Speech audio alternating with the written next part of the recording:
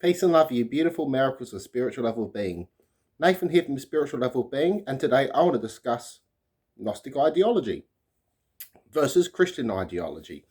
Now, Christian ideology. Christianity is based on faith. Unquestionable faith in God, don't question.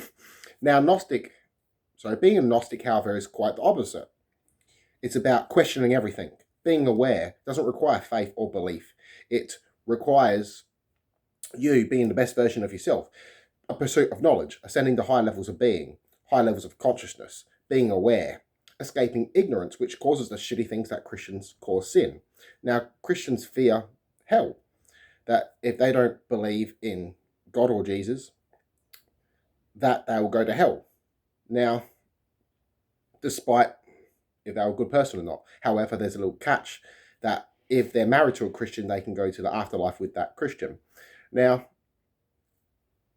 there's also levels of heaven, which is something that Christians don't really particularly, not a lot of them know, more the church leaders will. And this is because with religions, they cherry pick.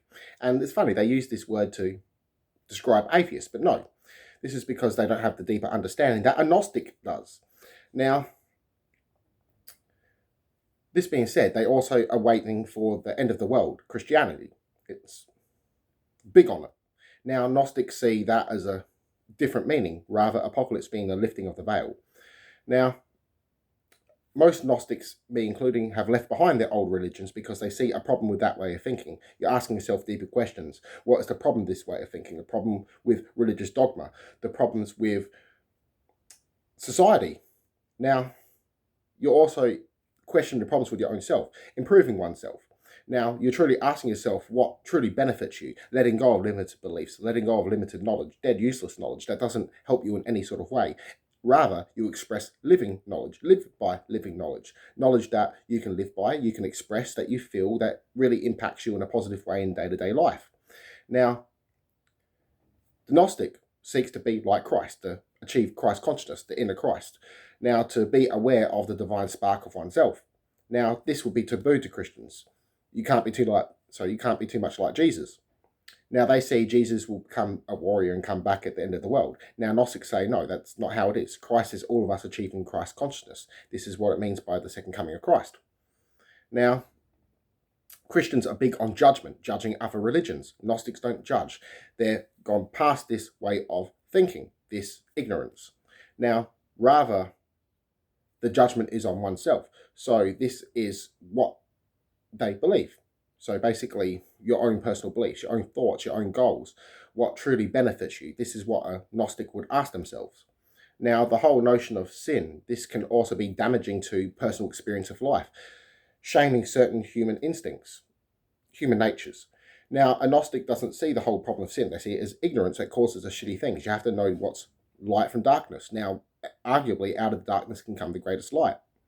Now, most things, especially with belief, is drilled into you. Now, a Gnostic understands this programming. They see past the matrix, the illusion. They question things. Are these beliefs are these beliefs and wants and goals truly mine, or are they given to me by friends, family, society, and teachers? So it's questioning everything, being aware. Now, the only belief system involved with Gnosticism really is reincarnation. They believe the soul keeps reincarnating, seeking experiences until it discovers what it truly is, no longer having to reincarnate, no longer having to evolve. Now, the mind is the treasure. So the quality of your life depends on the quality of your thoughts. The mind is a soul. So this is what is eternal. So your soul being unknowable, like God, the only part of it you understand is you. So the only part of God you understand is you. The only part of your soul you understand is you. So everything is oneness in existence. So existence, we are one but many. So multiple monads, multiple minds making up the cosmic mind of the all. So this is how evolution takes place through trials and error. Now, this is also about seeking the redemption. So the reborn again in a sense, which Christians use very differently to Gnosticism. Gnosticism, the reborn again, the resurrection, symbolizes you being reborn from within oneself. So truly discovering yourself, no longer being asleep, where being reborn again to Christianity is being reborn as a Christian. Now, arguably, they're not really even Christians. The real Christians are the Gnostics. Christians of today should be called Paulinians. Now, the whole notion of being a Gnostic means you don't have to be a martyr. You don't have to put yourself on the cross. So you don't have to suffer. So life is about seeking meaningful experiences because life brings enough suffering. Wherever there's another person, there's an opportunity for kindness. And most Christians forget this. Now, the whole notion when Christ said, let the dead bury the dead, this is basically meaning to let go of those holding you back, being your own experience. So not having to put others before your own self. Though it's good to give, it's good to do charity, it's good to help others, but ultimately you can't just wear yourself out, otherwise you're going to diminish yourself and you're going to have nothing to give. Now, this also means when they die, let it go. So no longer having to keep grieving. It's okay to feel from them, never forget. But ultimately, life is about experience. Life goes on. So that person is always a part of you. It's your experience. Everything is mental. Now, meaningful experiences in life is just this. You have to have experiences in life in order to ascend. You have to have knowledge. And this is the problem with the whole Garden of Eden story, where, especially in Christianity, women are lesser than men. And this is not the case. We are all equal. Now, the whole thought about Eve being punished and then all of women being punished for one sin is ridiculous.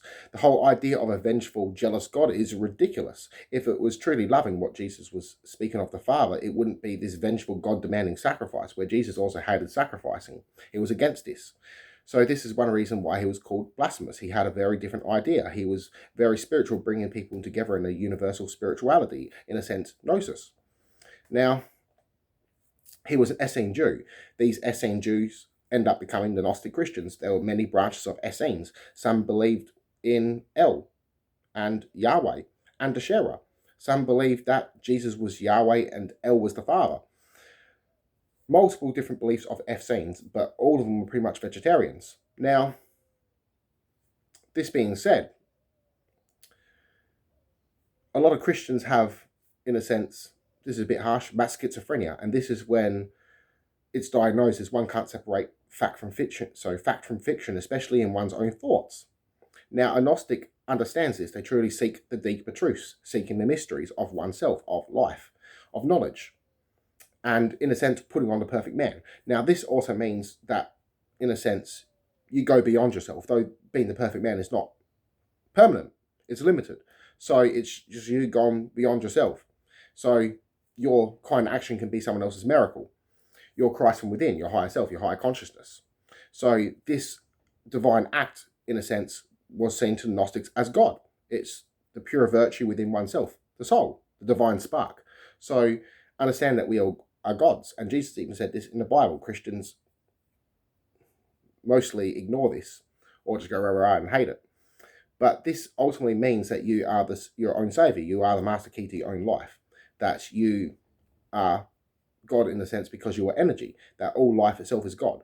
So it's this experience, a source of creation, the divine mind. So that being said, life is mental. So you are a mathematical mind, a mathematical living mind. You're not a body. Now, most of religions, especially Christianity, is in herd mentality. Follow the leader. Don't question. Don't think for yourself, basically. Now, a Gnostic opposes this idea. Now, if it wasn't for, say, Gnosticism, a lot of scientific truths would not be known today. Now, Christians were burning many Gnostics, especially when they said the world wasn't flat. They were especially burnt for teaching people how to read and write, especially the poor people, because they didn't want you to be able to read and write, let alone they didn't want you to read and write because they didn't want you to understand the Bible, because they only wanted it in one language, and even translate it into your native tongue was seen as heresy. So Gnostic opposed this. They're saying they're hiding knowledge, so they are thieves. And Yeshua even said that they're going to do nasty things and kill people, sacrifice people in his name. And he even said that the disciples were going to mess it up because they all had their own views and contradictions that they opposed one another, in a sense. Now, the Bible itself was written by many authors, most of which disliked each other. I'm not saying the disciples disliked each other, they just had their own views and their own beliefs. And Yeshua had many different followers. He had Gnostics, he had Zoroastrians, he had Jews, different types of Jews following him, Greeks. And this is because the message he was speaking really spoke within oneself.